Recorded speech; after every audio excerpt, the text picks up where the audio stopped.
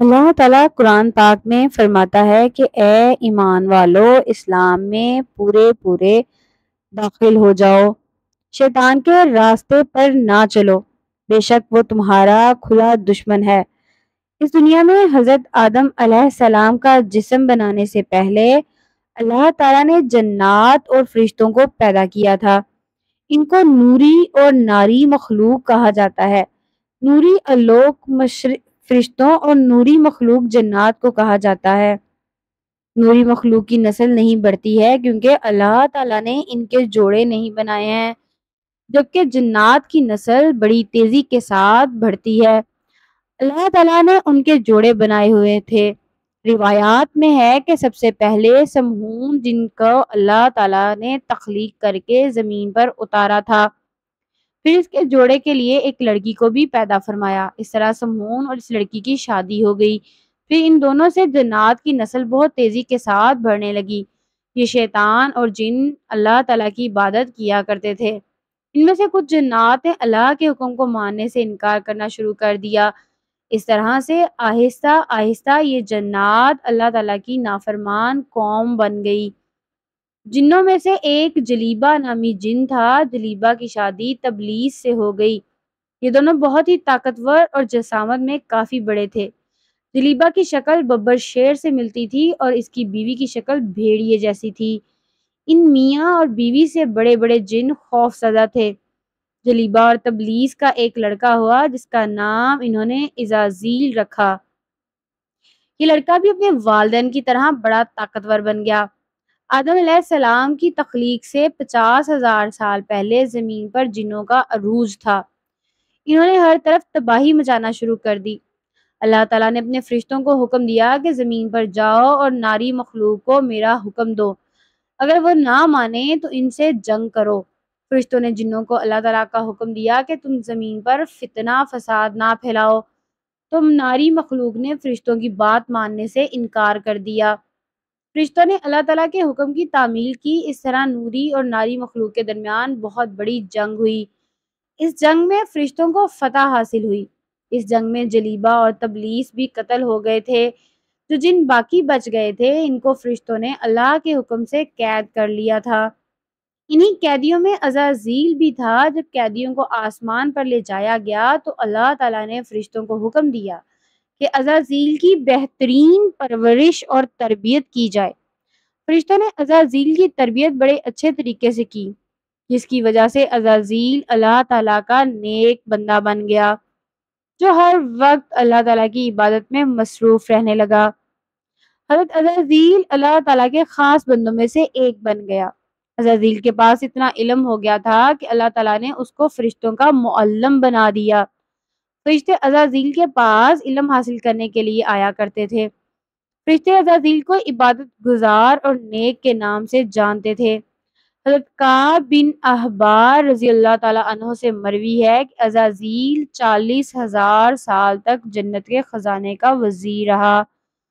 80 سال تک وہ فرشتوں کے ساتھ اللہ تعالیٰ کی عبادت میں مصروف رہا تھا۔ 20,000 سال تک عزازیل فرشتوں کا معلم رہا۔ اس کا مقام بہت ہی زیادہ ہو گیا تھا۔ اللہ تعالیٰ کے فرشتے جبرائیل علیہ السلام، میکائیل علیہ السلام اور اسرافیل علیہ السلام جیسے بڑے بڑے فرشتے بھی اس کی شاگردی میں رہے۔ اللہ تعالیٰ ہر چیز کو پیدا کرنے والا ہے۔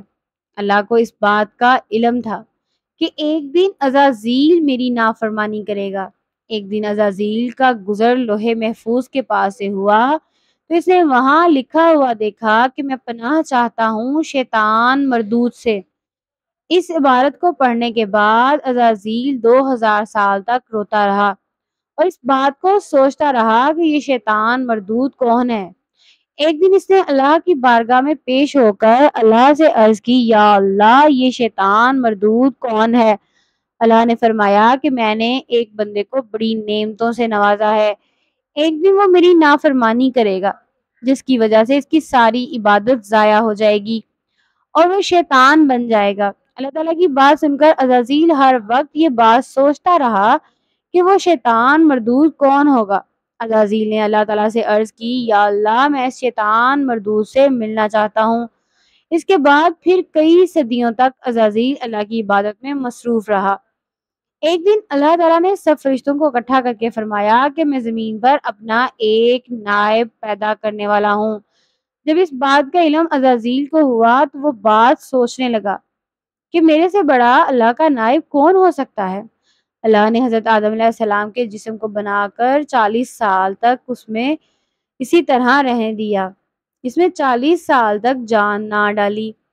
جب بھی فرشتوں کا حضرت آدم علیہ السلام کے پاس سے گزر ہوتا تو بہت حیران ہو جاتے۔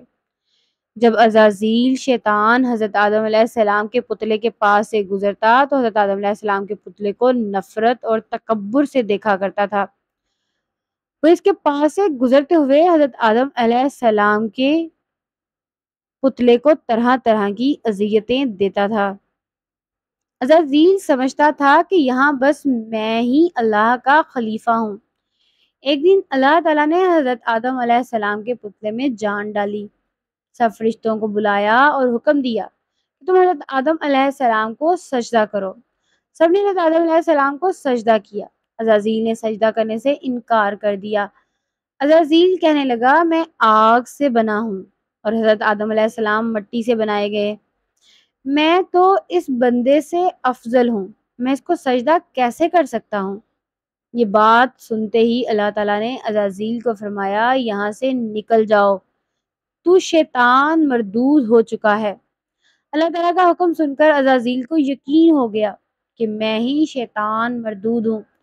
جب عزازیل شیطان مردود بن گیا تو اس نے اللہ سے قیامت تک زندہ رہنے کی مہلت مانگی، تو اللہ تعالیٰ نے اس کو ایک خاص وقت تک زندہ رہنے کی مہلت دے دی۔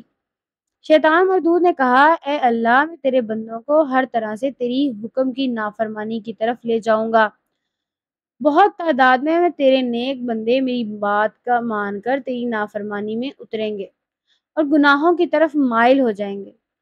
تو اللہ تعالیٰ نے شیطان مردود سے فرمایا تو میرے بندوں کو بھٹکائے گا، میری رحمت بہت ہی وسیع ہے، میں ان کو معاف کر دوں گا۔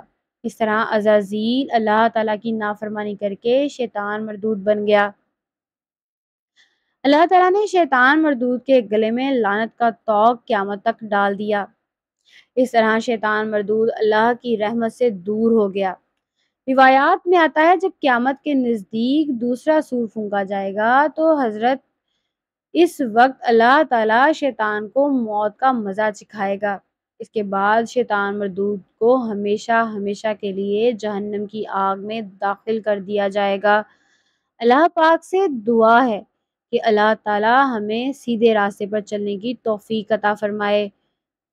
کمنٹ سیکشن میں آمین لکھنا ہرگز نہ بھولیے گا۔ جزاک اللہ۔